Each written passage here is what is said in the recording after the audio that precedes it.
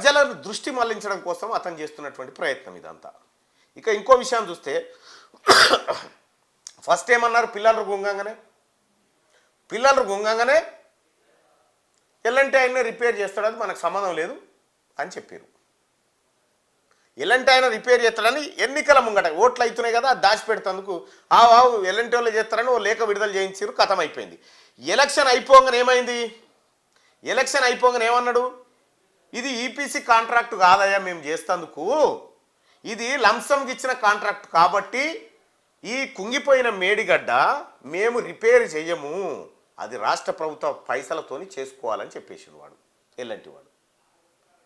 ఎన్నికల ముంగట ప్రజల్ని మభ్యపెట్టడానికి కాంట్రాక్టు సంస్థనే చేస్తుందని చెప్పిండు. ఎన్నికలు అయిపోగానే కాంట్రాక్టు సంస్థ ఏం చెప్పిందంటే, ఎన్నికలు ఉన్నాయని బతిలాడితే ఆయన కానీ, లేకపోతే మేము అప్పుడే చెప్తుంటివి, ఇది లంసంకి ఇచ్చిన కాంట్రాక్ట్ కాబట్టి రాష్ట్ర ప్రభుత్వమే రిపేర్ చేసుకోవాలి సొంత నిధులతోనని చెప్పేసిండు. అయిపోయింది ఈ కథ, అట్లా అయిపోయింది.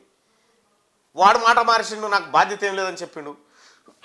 ఇప్పుడు మన వాళ్ళు ఏమంటున్నారు, మొన్నటిదాకా ఏం చెప్పినావు, హరీష్ రావు, కేటీ రామారావు మేడిగడ్డ గుంగింది, దానికి రిపేర్ బాధ్యత కాంట్రాక్టు సంస్థనే తీసుకుంటుంది అని చెప్పినావు కదా.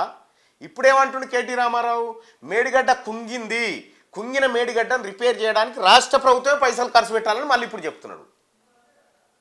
మరి ఎలక్షన్ ముంగట, అసెంబ్లీ ఎలక్షన్ ముంగట ఈ మాట ఎందుకు చెప్పలేదు? జనాన్ని మోసం చేస్తుందికా. అప్పుడేమో కాంట్రాక్టు సంస్థ చేస్తుందని చెప్తివి, ఇప్పుడేమో రాష్ట్ర ప్రభుత్వమే ఖర్చు పెట్టుకొని ఇది రిపేర్ చేయాలి తొందరగా అని చెప్పి మళ్ళీ ముచ్చట చెప్తా ఉన్నాడు. కేటీ రామారావు డ్రామాలు చూడు.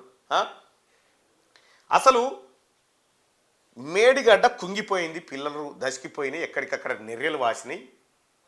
అసలు డ్యామేజ్ ఎక్కడైంది, ఎంతవరకు అయింది, ఎక్కడ రిపేర్ స్టార్ట్ చేయాలి, ఎక్కడి నుంచి మొదలు పెట్టాలనేది ఎవరికి ఇంక అవగాహన కూడా లేదు.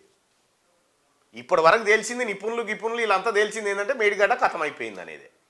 రిపేర్ ఎట్లా చేయాలనేది ఇప్పటికి ఇంకెవరికి తెలియదు, అది అంతుబట్టని విషయం.